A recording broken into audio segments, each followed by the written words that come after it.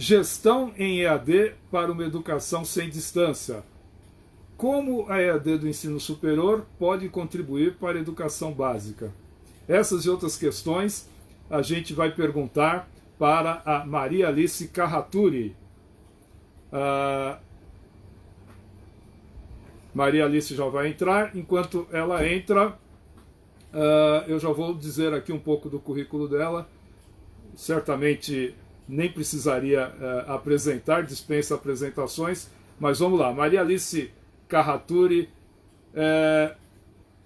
deixa eu ver aqui se é ela. Ah, não, ainda não é. Maria Alice Carraturi é mestre e doutora em educação pela USP, é psicopedagoga pela Unicamp, é pedagoga pela PUC São Paulo, pesquisa novas tecnologias para a educação, é especialista em formação de professores e EAD, é diretora de conteúdo da BET Brasil, ela assessora instituições na elaboração de políticas públicas e formação de professores, foi presidente da Universidade Virtual do Estado de São Paulo, da Univesp. Presidente equivale ao cargo de reitora nas outras universidades. Ela é diretora de formação de profissionais da educação básica do Ministério da Educação, MEC, participou do Conselho Superior da CAPES, foi responsável pela Base Nacional de Formação de Professores, foi diretora de Responsabilidade Social do Grupo ABC, diretora de Educação para a América Latina, da Rosetta Stone, diretora de Educação à Distância, foi assessora de tecnologia na Secretaria de Estado da Educação de São Paulo, de 2007 a 2011, foi professora universitária e de educação básica. Então, estou aguardando a Alice solicitar para entrar, que aí... pronto. Muito bem. Já está entrando.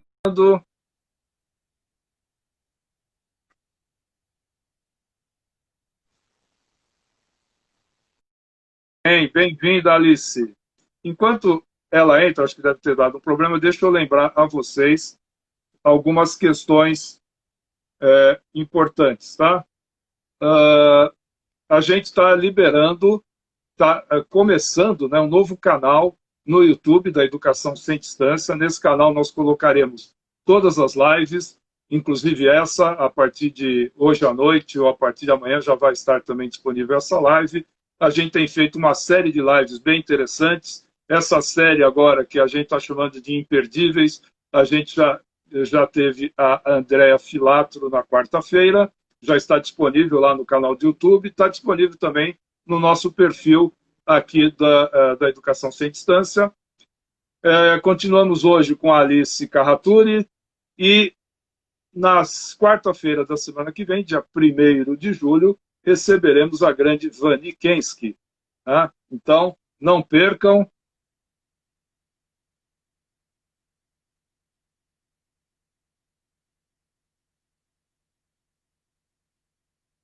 Vamos adicionar aqui a Alice. Aí, tudo bem, Alice? Até que enfim. Até que enfim, bem-vinda. Tá me Muito ouvindo bem? obrigado aí por aceitar participar da nossa live. Eu sei que você acabou uma live agora, já está entrando em outra, e Mas eu vou te dizer que eu estou debutando no Instagram, porque é a primeira vez que eu faço no Instagram, então eu tive uma dificuldadezinha aqui para conectar. Mas obrigada, boa tarde, mas eu ouvi a sua apresentação que você fez e estou aqui à sua muito disposição. bem. Então, um pouquinho, faz só 35 anos que eu trabalho em educação, então espero que um pouquinho a gente possa conversar sobre Você isso. conhece um pouquinho, né? Mas assim, um Agora, pouquinho. A gente aprende todo dia. em todos esses 35 anos, que é mais ou menos o tempo que eu tenho também, acho que a gente imaginou tudo menos essa fase atual que estamos passando, né? E Você sabe que em 2009, eu estava na Secretaria de Estado da Educação, o Paulo Renato era o secretário, nós tivemos, acho que 42, 45 dias de afastamento também. Claro que a gente, que foi da gripe suína, né? A gente precisou fechar as escolas também. A gente parece que talvez a cada década a gente tenha tá certo que essa é, Essa é claro, do né, numa século, dimensão não é da extremamente década. maior. Pois, pois é. Mas a gente tem que se preparar aí para as adversidades que vêm e a gente não tem controle sobre isso, E né? o interessante é que a EAD, nessa época, ela está sendo algo assim de extrema relevância, por isso que eu fiz questão de convidá-la, porque eu conheço a sua experiência, sua trajetória na área de educação à distância, você tocou uma universidade, que já já a gente vai falar sobre isso, tá? Mas eu vou começar querendo ouvir a sua opinião, o seu comentário sobre uma campanha que eu ouvi recentemente de um sindicato, que eu não lembro o nome de qual sindicato, que a campanha era EAD não é a solução. E ele exortava as pessoas a fazerem manifestações contra a EAD, coisas do tipo, né? Eu queria, acho que você tocou na tela, quando toca na tela, inverte do selfie para, e aí pega o fundo do celular. É, A é isso parede. aí, a parede. Eu também estou. Eu só estou um mês à sua frente. Eu também, há um mês atrás, quando eu comecei esse perfil Educação Sem Distância, eu fazia exatamente as mesmas coisas. Eu também sou novato aqui no Instagram, mas é a mídia das novas gerações, né? Então, acho que é importante a gente estar acompanhando aí essas redes sociais à medida que vão surgindo com novos perfis, novas formas de uso, novas formas de interação. Eu já comecei estranhando esse vídeo na vertical, né? Para mim, eu sempre fui condicionado que vídeo tinha que ser na horizontal, né? E agora estou começando a entender essa nova mídia também. Tem esses coraçõezinhos que ficam pulando aí, tem um monte de coisa. Tem comentários rolando na tela, é uma coisa. Eu já vi a Andréia, a Isso, dá para a Silvia gente aqui. acenar, né? Obrigada, Ó, meninas. já acenei aqui. Beijos. Então, mas voltando, o que você... Então, eu estava tentando responder, por isso que eu cliquei na Então, tela, no a comentar, mas eu ideia acho que não eu não tente tenho, né, esse. responder, porque a gente responde no vídeo. Ah, Responder por texto é complicado. Você começa a digitar, muda a tela, fica. Então, o que eu faço? Na verdade, eu estou contando com o apoio aqui da Beatriz Felicino, nossa assistente aqui de produção, e ela fica me mandando diretamente aqui na minha tela grande aqui uma seleção das perguntas, ela já filtra, porque no meio das perguntas tem coraçãozinho, tem comentário, tem gente entrando, tem um monte de coisa, então ela já filtra as perguntas, à medida que pular aqui eu vou colocando. Mas se passar alguma na sua frente e você quiser responder no verbal, fica à vontade, mas não recomendo você tentar responder por escrito, tá? Bom, então vamos tá. lá. Queria saber, então, o que você tem a dizer sobre essa campanha desse sindicato, que eu não lembro o nome, nem quis saber qual é esse sindicato, fazendo uma campanha contra a EAD, porque a EAD não é a solução.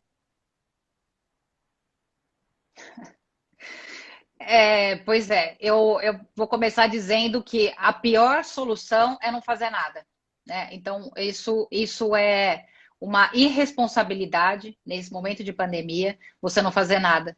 Então, a EAD, sim, ela é a solução, e a EAD não significa que você vai usar a internet, né? Então, porque a gente sabe, historicamente, a gente tem aí, só no país, a gente tem quase 100 anos de EAD, e 100 anos atrás não existia internet, não existia televisão, então já existia EAD, né? E se a gente for mais para trás ainda, então, pelo histórico da EAD, tem quem conte 1728 como o primeiro curso EAD, Uau. que foi de taquigrafia, mas eu vou mais atrás ainda, e dizendo que, pelo conceito da EAD, quando a EAD significa que quando professores e alunos estão em tempos e espaços diversos, e usam a tecnologia da informação e comunicação. E é claro que essa tecnologia da informação e comunicação, em cada momento histórico, é um, né?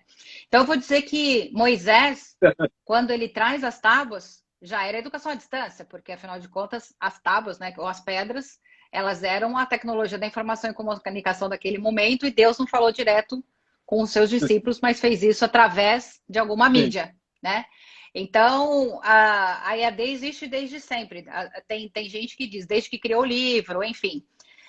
O que eu acho importante, e eu acho bastante interessante esse momento, é que a EAD, não só no Brasil, mas no Brasil é muito forte isso, ela sempre foi considerada uma educação de segunda linha, né? Então, ela sempre ficou no porão da universidade, porque ela começa no Brasil, no ensino regular, ela começa na universidade, mas ela sempre foi historicamente, ela sempre foi uma política compensatória, que era você trazer escolaridade para aqueles que estavam afastados do sistema regular de ensino. Então, por exemplo, nos Estados Unidos eram as mulheres que não frequentavam a universidade, portanto, elas recebiam em casa essa formação. E no nosso país, se a gente lembrar disso, ela foi o momento de escolarização da sociedade. Então, dos anos 70 para cá, que foi o telecurso primeiro grau, depois o telecurso segundo grau, e, enfim, chegou na universidade. Então, ela tem essa pecha, né, de ser uma educação meio que não regular e para uma população que não tinha acesso a esse ensino regular, mas na universidade ela passou a ser encarada com muito preconceito, né?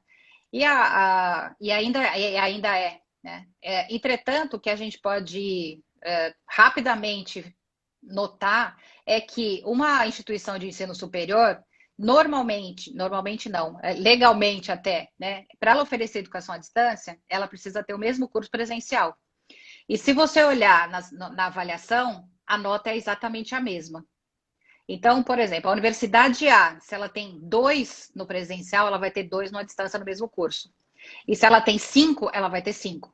Isso significa que não é a modalidade que faz a qualidade do curso, mas é a instituição de ensino, né? Então, a gente pode ter excelentes cursos EAD e a gente pode ter péssimos cursos presenciais, né? E o que a gente está... Eu acho que é uma coisa que a gente está pensando um pouco mais amplo do que isso, é dizer, o ensino superior não está bom, né? Assim, não está indo bem, né? Então, é isso que a gente precisa olhar, né? E não a modalidade em si. E agora, ela é a solução nesse momento? Ela é sim. Qual a mídia você vai usar? Qualquer uma. Mas o que você não pode fazer é não fazer nada. Perfeito. Né? Então, eu gostaria até de citar um caso que eu achei muito interessante, porque assim, você sabe que eu trabalho muito com redes públicas, né? Eu tenho compromisso muito forte com a educação pública. Então, e eu tenho participado muito dessas discussões, e aí eu sei que, por exemplo, tem município que pôs carro de som, tem município que pôs cartaz em farmácia, tem que pôs lições no supermercado da cidade. Então, assim, o que você precisa, assim, não é possível escutar de um educador que essa não é a solução. Eu tenho que escutar de um educador, não posso deixar nenhum aluno para trás. Eu não posso não fazer nada, né? E claro que tem outras soluções, outras mídias, por exemplo, como uma professora que ela deixa as lições penduradas no varal na frente da casa dela e os pais vão lá buscar as lições e depois devolvem na semana seguinte que já tem uma nova lição, nome por nome dos alunos, né? É uma outra solução. Então, é isso que emociona, né, que é o compromisso do educador com a educação. Né? Então, assim, eu não posso aceitar, não posso entender alguém que diga uma coisa, um absurdo desse. Né? Então, e eu acho que a EAD saindo agora do porão, né, porque agora a gente tem uma coisa pior do que a educação à distância, que é o ensino remoto. Né? E aí a gente criou essa subcategoria para dizer, não, a EAD, ela é planejada, ela é elaborada, ela é diferente. Esse ensino remoto emergencial é um negócio repentino, que não foi planejado, que não foi isso, que não foi aquilo. Então a gente já criou uma subcategoria. Então, assim, existe alguma coisa pior que a EAD, né? Então a EAD subiu um pouquinho o degrau. E eu acho que, nesse momento... Acho que quem trabalha com educação tem muito a aprender com a EAD. Sim, muito bem. Falando nisso, bom, até porque, né, só para completar, esses sindicatos, essas mesmas pessoas que falam que EAD não é a solução, porque eles pegam um contra-exemplo qualquer de má qualidade para generalizar, a gente não vê eles dizerem o mesmo presencial, do tipo, ah, presencial não é a solução quando algum curso de má qualidade aparece no presencial. E eles existem. Aí eles querem acabar com os cursos de má qualidade, que é o correto. Não é acabar, mas é ver como melhorar, né? Porque eles precisam estar constantemente sendo avaliados. E a nossa educação à distância ela é super avaliada, é avaliada com critérios até mais rígidos do que os cursos presenciais, né? Então, uma educação à distância que foi credenciada pelo MEC, passou por todos os critérios, e que você, inclusive, já fez parte de várias comissões aí que criaram esses critérios. Então, a gente pode ter certeza que, se está credenciado pelo MEC, é educação de qualidade, sim, né? E não pode haver preconceito nem por parte do aluno também, porque às vezes tem aluno que, quando se matricula num curso à distância, ele vai com um certo preconceito de que vai ser mais fácil, já que é à distância, né? E às vezes eles se frustram por causa disso, né? Você deve ter passado por isso. Não, tanto é que já lá no começo, como a gente começou com 20 anos atrás, a gente recebia telefonema de alunos assim, mas o que aconteceu que eu reprovei, né? Falei assim, você reprovou, você não fez Reprova, né? você não fez a reprova. Mas ela falou, não, mas eu tô pagando. Eu só quero certificado. Aí assim, oi, não, aqui a gente não tá vendendo diploma, né? Então, assim, não é curso vago, é curso à distância. E, na verdade, por isso que tem uma grande evasão também, porque justamente com essa ideia de que, eu vou porque é qualquer Sim. coisa. Não, o curso à distância sério, ele é muito rigoroso. Porque tem uma coisa que, por exemplo, no dia 25, meia-noite, fecha o sistema. Se você postou a tarefa, ótimo. Se você não postou, o sistema não vai abrir de novo. E não tem como você... Ai, professor, o telhado quebrou, a internet morreu, né? Então, não tem, né? Você tem que cumprir, é um calendário super rigoroso. E uma coisa muito interessante na EAD, lá no comecinho, eu sempre trabalhei muito com licenciaturas, né? E a gente percebe, então, assim, claro que então os professores que trabalhavam na licenciatura presencial passaram a trabalhar na licenciatura à distância, na mesma universidade. E aí o que eles começaram a perceber? Que o desenvolvimento da comunicação, principalmente a comunicação escrita, melhorou muito de quem era da EAD em relação ao presencial. Porque a comunicação é escrita. Então, e você tem um atendimento mais personalizado, né? Porque você tem um tutor que olha um por um, dá o feedback um por um. Então, a escrita evoluiu muito mais, né? Muito mais rápida e muito mais profundamente do que do presencial. É bem interessante, né? Então, acho que, claro que o que a gente...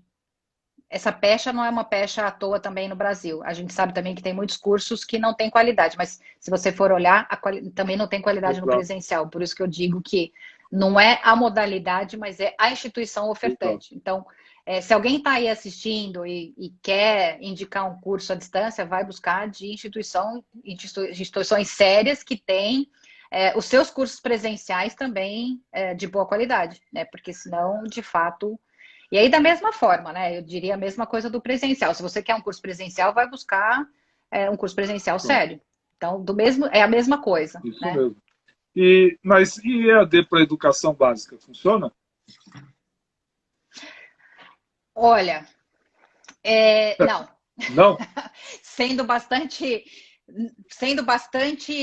honesta, né? Eu acho que a educação à distância, ela precisa de autonomia intelectual para ela acontecer. E a gente não trabalha isso na educação básica, por isso a gente também tem muita dificuldade no ensino superior, porque a gente não habituou durante a educação básica a que o aluno se desenvolvesse intelectualmente até chegar a um ponto que ele seja autônomo, né? Então a gente percebe que, por exemplo, o aluno só lê livro quando o professor manda, às vezes, né? Ele só busca alguma coisa quando vale nota. Então isso não é autonomia intelectual, né? Autonomia intelectual é aquela que você vai em busca de, porque aquilo é importante para você. Você precisa conhecer mais sobre determinadas coisas. Então o professor sugere, muitas vezes, mas você, por você mesmo, você tem uma motivação interna de buscar aprender e desenvolver competências, né?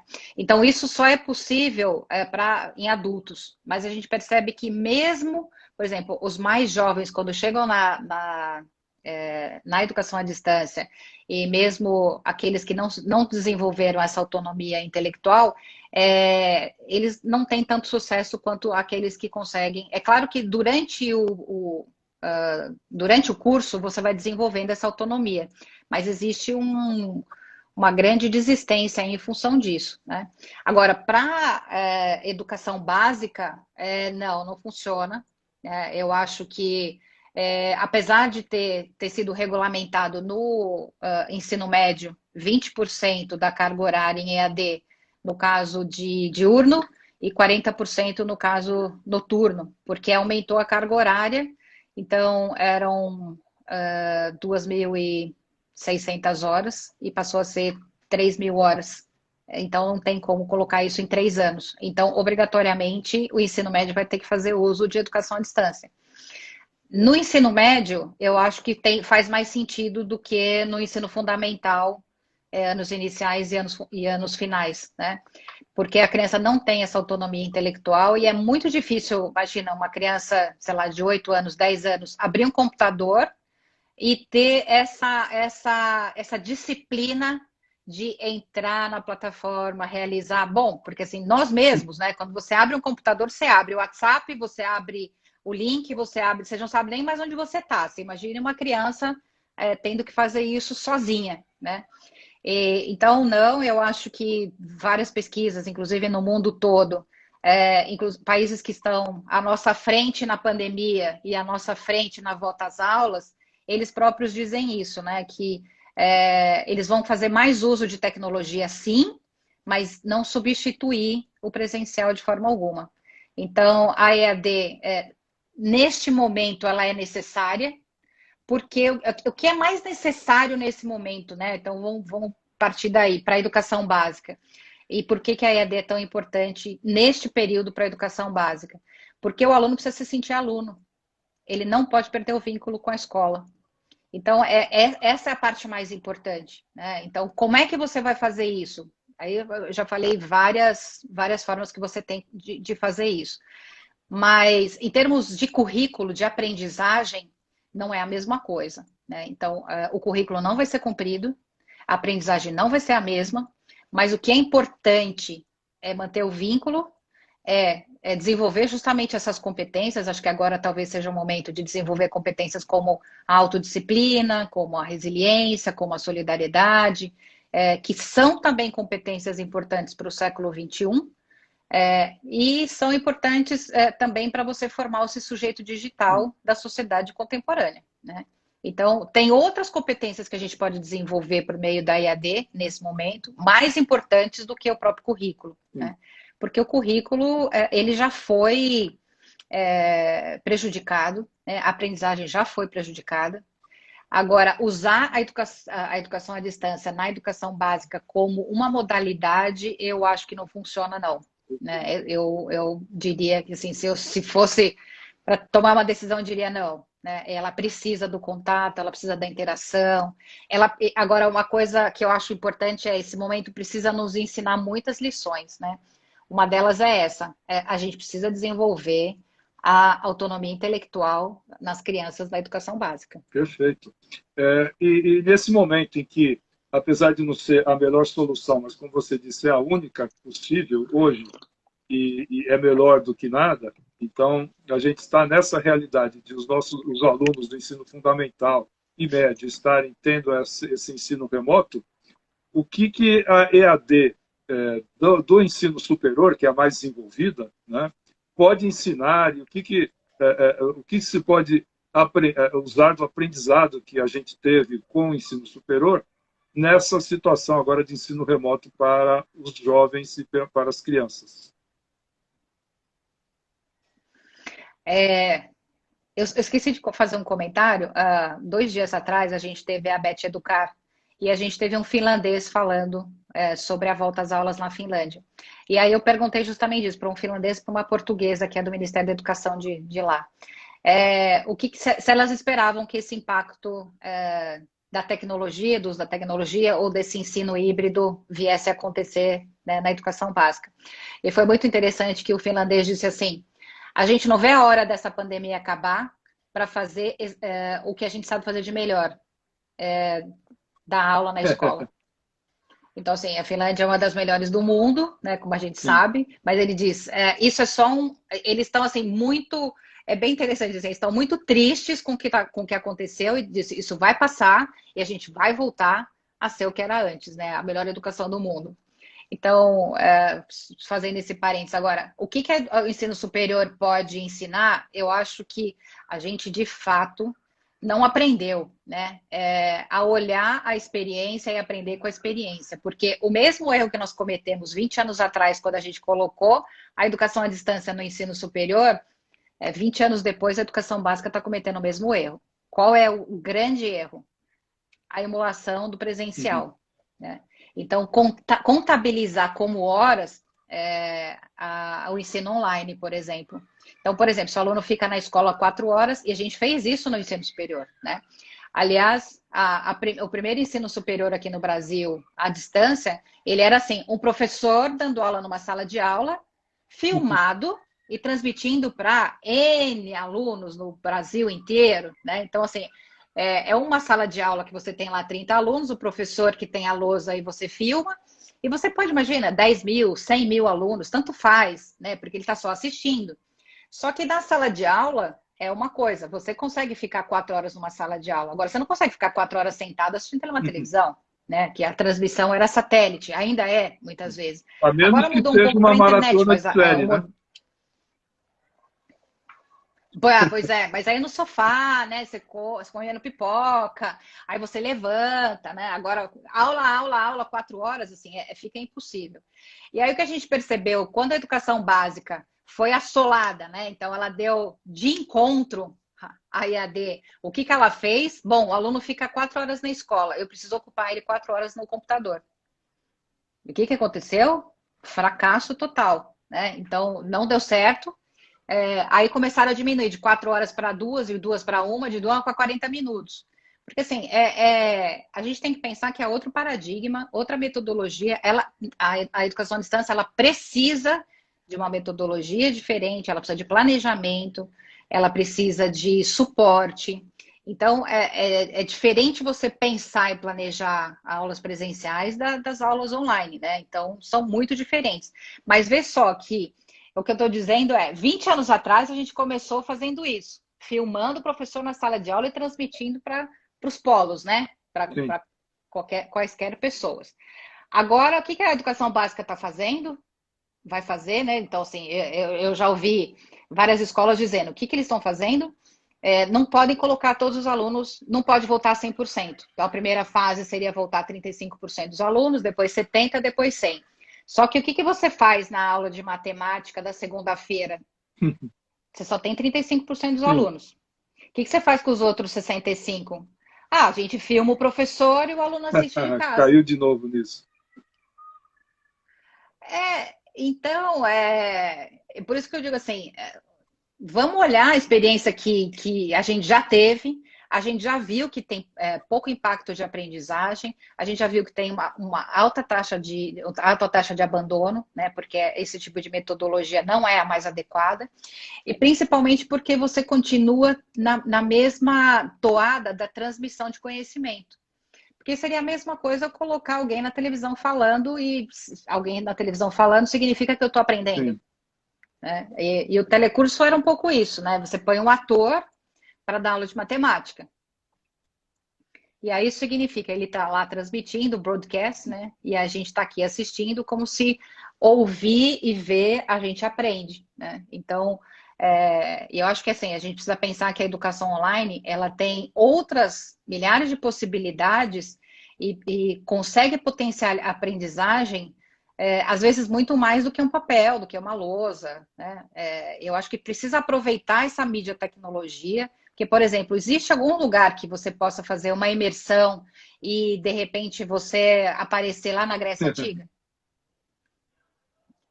Não tem, né? Ou você fazer uma simulação aqui, né? Ou você vê objetos 3D, um coração humano, né? Em 3 dimensões. Quando que você poderia fazer isso? Só na aula de anatomia, se você for fazer medicina.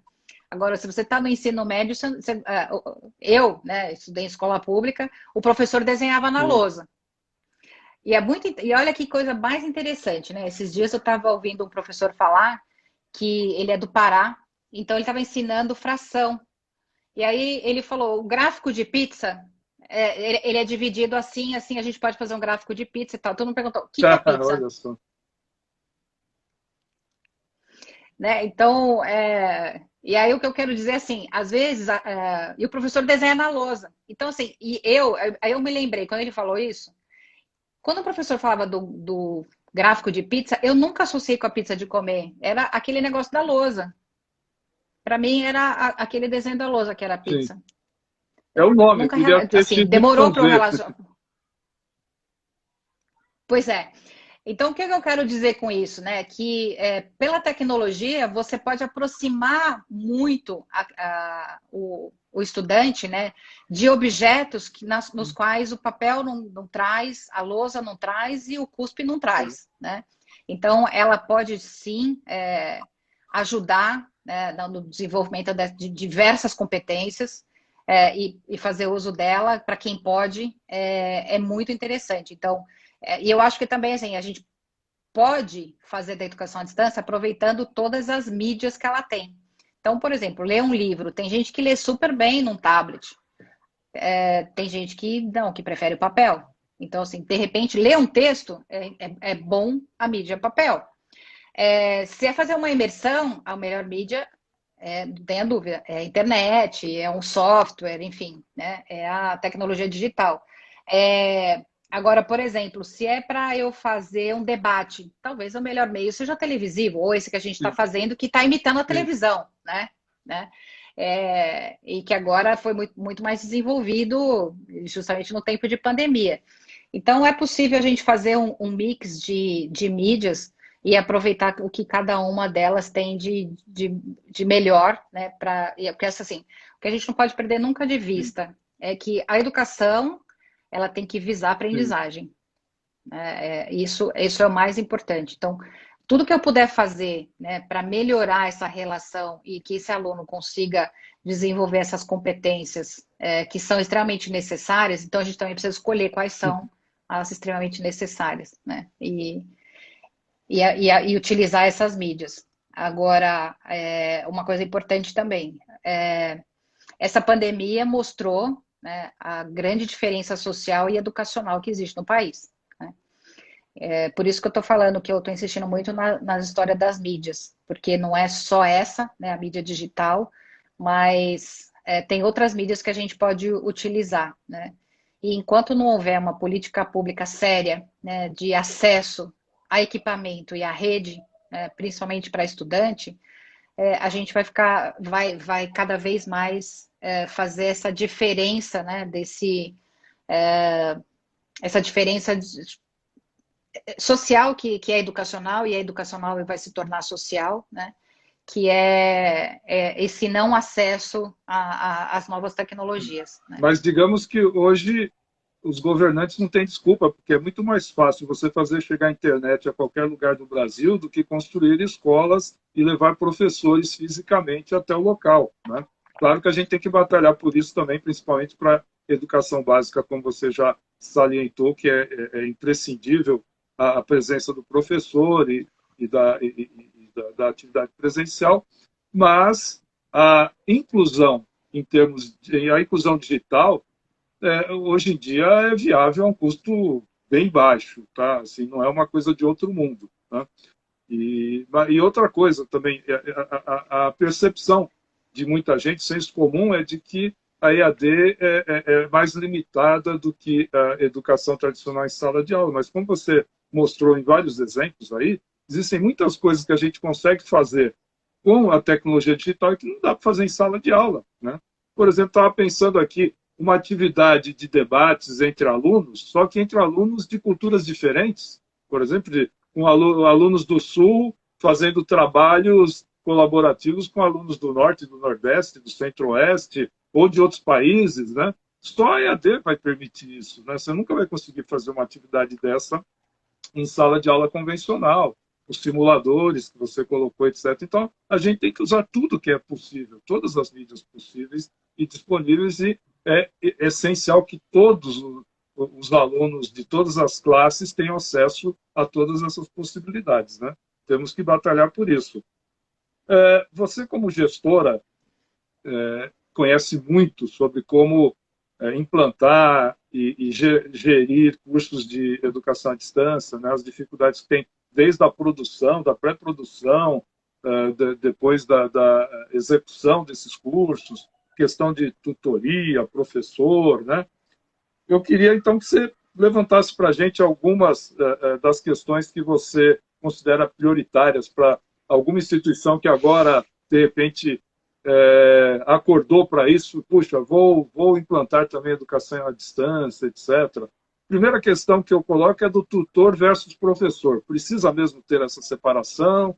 E por quê? Né? Qual que é a diferença do tutor, do professor, do autor, etc. A outra questão é a questão de escalamento, né? Porque as instituições, às vezes, têm aquela ideia de que, puxa, como eu não dependo de espaço físico, eu posso pôr quantos alunos eu quiser, vou abrir, quantos se matricularem, eu aceito.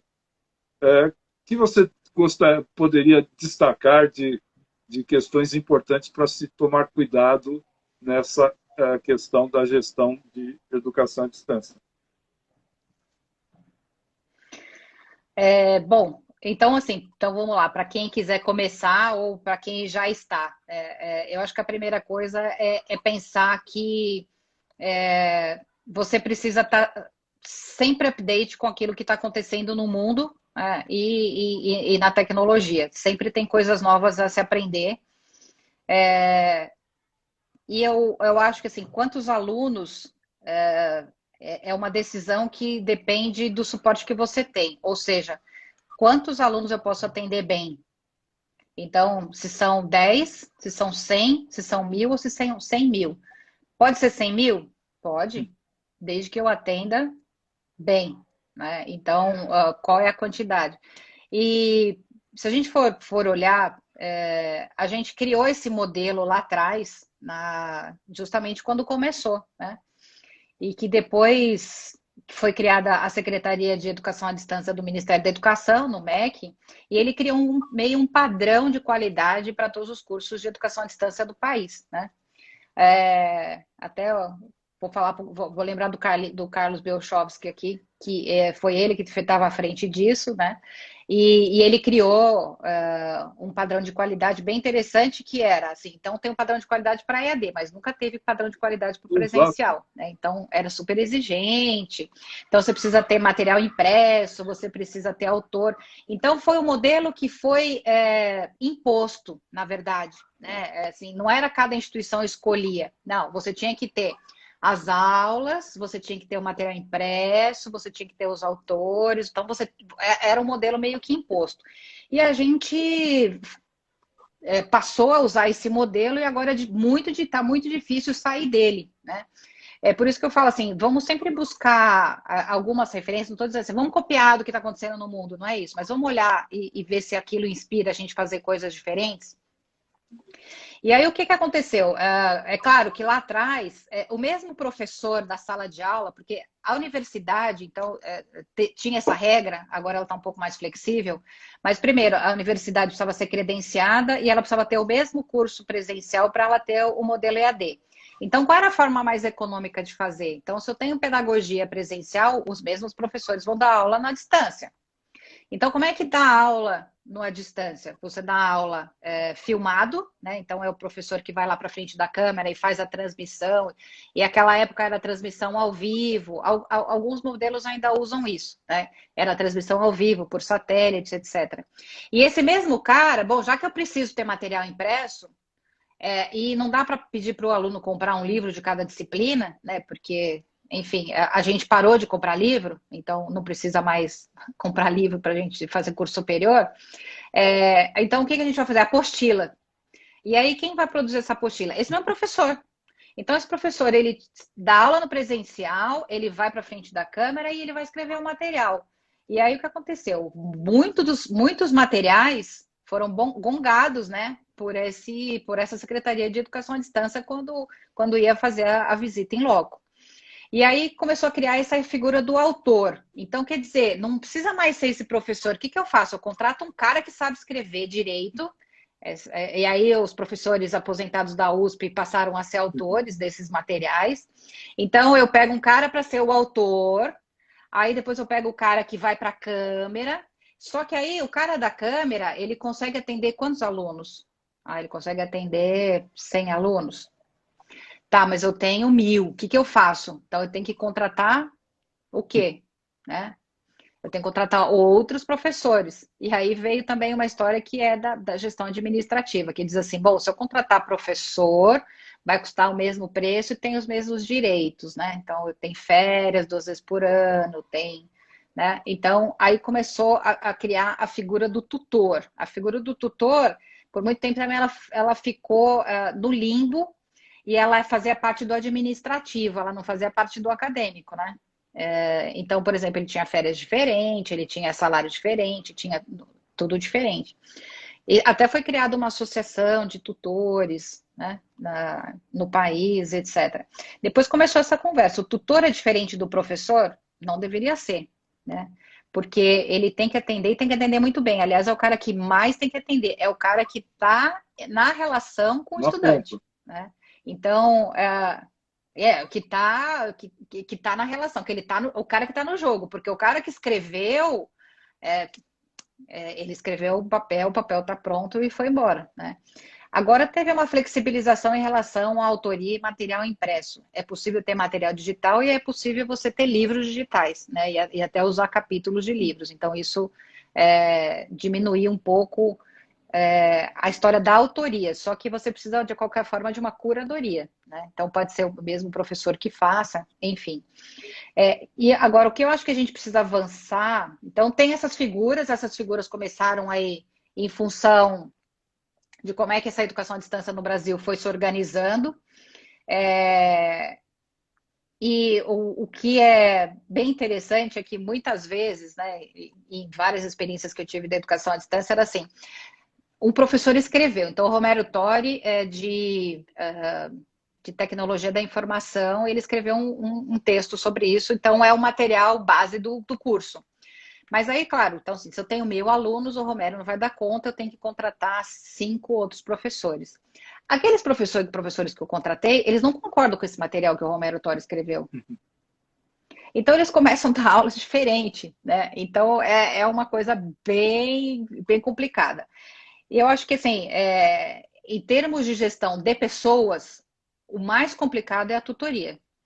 Por quê? Porque é o cara que está na relação direta, ele não necessariamente é o cara que fez o material, na verdade, ele não é o cara que fez o material e também não é o cara que dá a cara, né, para o aluno que ele entende que aquele é o professor.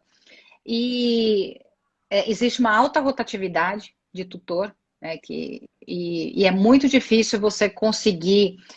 manter uma uniformização nesse sentido, né, que eu estou dizendo. Então, assim, sei lá, dos 5 que eu contratei, 3 estão de acordo com o material e 2 não estão. E como é que eles vão dar fazer esses feedbacks? Eu também, né, assim, claro que fica tudo... Eu acho que, assim, a EAD, ela deixa tudo muito transparente, toda a relação é transparente, porque ela está tudo ali, né? Quem quiser ir lá olhar, vai lá e olha como é que esse professor está. Mas a gente tem que melhorar em termos de pessoas, né? Tem que melhorar muito a parte da tutoria em si, né? Não só do tutor pessoa, mas da tutoria em termos metodológicos, porque o que a gente tem visto em outros países, etc., é a história de um feedback, né? De uma metodologia de feedback, porque assim, não basta você dizer acertou, errou, o português está errado aqui, o português está errado ali, mas assim, você tem que ter uma metodologia para fazer com que o aluno saiba o que ele acertou, o que ele errou e o que ele pode melhorar. E dar indicações de onde buscar, muitas vezes, a fonte, olha, você pode, né? E eu acho que a gente precisa ainda muito melhorar nisso. Esse tutor lá atrás, ele também era muito encarado, ele não tinha esse papel de docente, porque, na verdade, ele era quase um motivador, sabe? Sim. Se o aluno não entrou 3 dias, você entra lá, bate na porta, você não entrou, vem para cá, que legal, né? Então, assim, o animador da educação à distância. E agora, acho que assim, a gente precisa profissionalizar um pouco mais essa educação à distância e precisa atender esse aluno. Então, o que eu, assim, sempre como gestora, a Andrea está aí, ela pode comprovar ou não, que assim, atender aluno. Então, assim, o meu maior desespero era atender aluno e esse aluno tem que ter a resposta em 24 horas, né?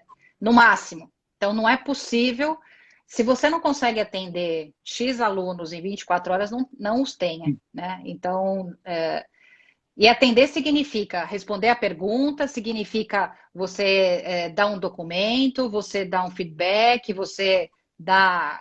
Então, assim, ele precisa se sentir engajado, ele precisa se sentir que ele é atendido e principalmente, respeitado, né? Porque não basta... quando você não é atendido, em qualquer situação, você fica muito bravo, né? Então você reclama e você se sente desrespeitado. Quando o ônibus atrasa meia hora, então, enfim, é uma questão de cidadania até, né? Então o aluno precisa se sentir respeitado. Então, eu acho que a gente precisa melhorar muito a parte da tutoria, muito a parte de... Porque, no fundo, né... para quem não sabe, o Romero foi meu professor no doutorado, tá? Então, a minha tese, lá na minha tese, eu vou dizer isso, né? Que mais importante na educação à distância, né? Pelo que eu estudei, pelo que eu pude, que eu me aprofundei naquele momento para escrever a tese, né? Era que no curso à distância, mais importante do que o conteúdo são as atividades, por incrível que pareça. Porque quando você vai para atividade, e assim, porque a educação à distância começou aqui muito assim, conteúdo. Vamos colocar X PDFs, pega um autor aqui, ali, acolá. Então, assim, conteúdo, né?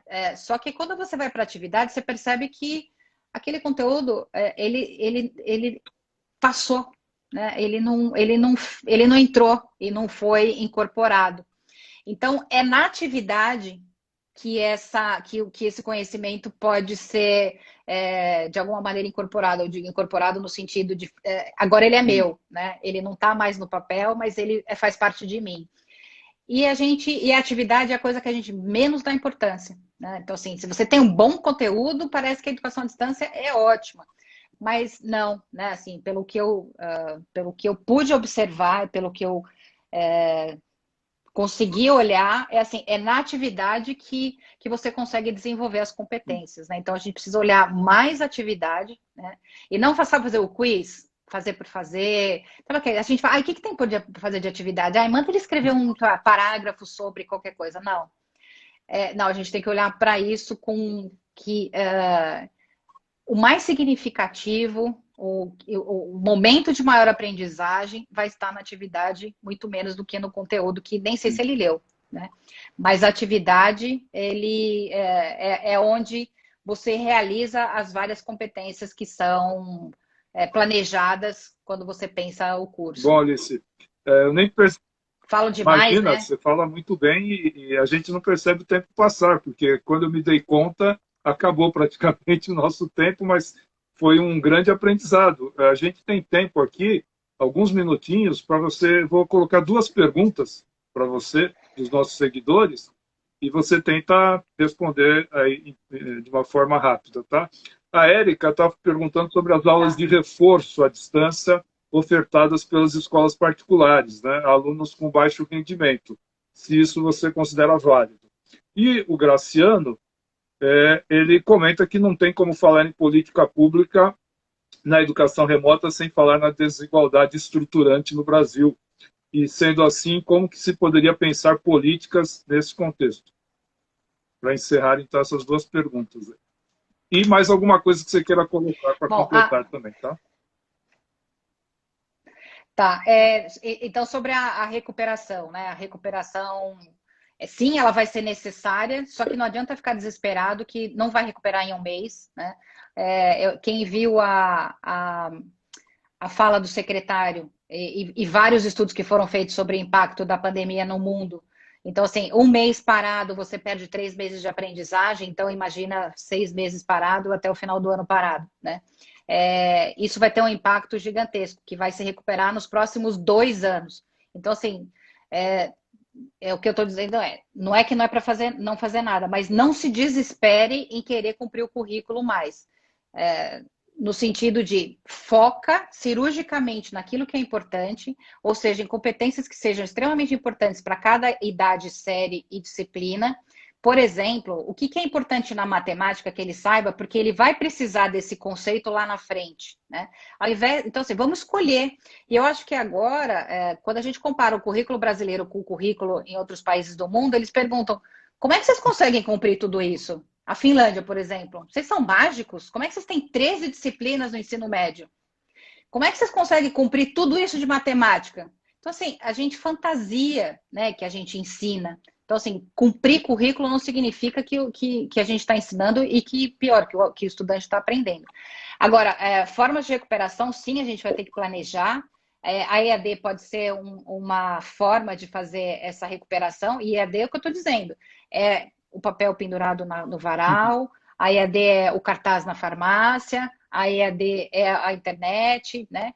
E aí eu já vou para a segunda pergunta, que é sobre essa desigualdade. O que eu costumo dizer é que quando todo mundo fala do normal e do novo normal, eu me preocupo muito, porque se o normal é a desigualdade, o novo normal vai ser a desigualdade acentuada, né? E a gente começa a olhar para esse novo normal normalizando uma coisa que não pode ser normalizada, né? Então, o que é o novo normal? É a desigualdade, é escola de ricos e de pobres, que são separadas, a formação de professor deficiente, o professor as escolas que não têm, as escolas públicas que não têm estrutura para isso. Então, isso é o normal, né? A gente chama isso de normal. Agora, eu não quero imaginar o que é o novo normal, né? Então, assim, claro que essa desigualdade tende a se acirrar, e isso muito por meio da tecnologia. Agora, quando eu falo em termos de política pública, o Ministério da Educação, anos atrás, ele auxiliava as escolas municipais, principalmente, que são as escolas que têm mais dificuldade, a ter tanto rede quanto um grupo de computadores. Não sei se vocês se lembram que, justamente na época do Carlos, né, de novo, vou falar até para ele, falei, Carlos, você vai ter que assistir essa conversa. Ele criou um computador por aluno, lembram disso? Isso é recente, né? Então, só que o nosso problema é que a política pública não tem continuidade. Por exemplo, teve épocas em que o Nordeste ele foi priorizado em relação à iluminação no sentido de rede, né, de estrutura de rede. Mas isso para. Então, a gente precisa, eu acho que de alguma maneira, entrar num consenso de uma educação pública e permanente, e de algumas políticas que sejam permanentes, porque não é nem cada governo que entra, tá? Porque assim, eu fui de governo há muito tempo, cada gestor que entra cria uma política diferente. Então, se você tem 3 gestores em 4 anos, você tem três políticas diferentes. E aí, o que essa política significa? Ela já, só não esquecendo assim, já existiu, tá? Então, eu não estou defendendo partido, não estou defendendo nada disso. Eu só estou dizendo, em vários países isso aconteceu. Então, foi o Projeto Magalhães, que foi em Portugal, teve aqui no Uruguai, até esqueci o Plan Ceibal, aqui no Uruguai. Tanto é que o Uruguai não teve problema, né? Por quê? Porque ele já teve esse programa de um computador por aluno, ele já teve a iluminação de todas as escolas, então não teve problema. Do dia para a noite, assim, fechou a escola, ok, está todo mundo conectado.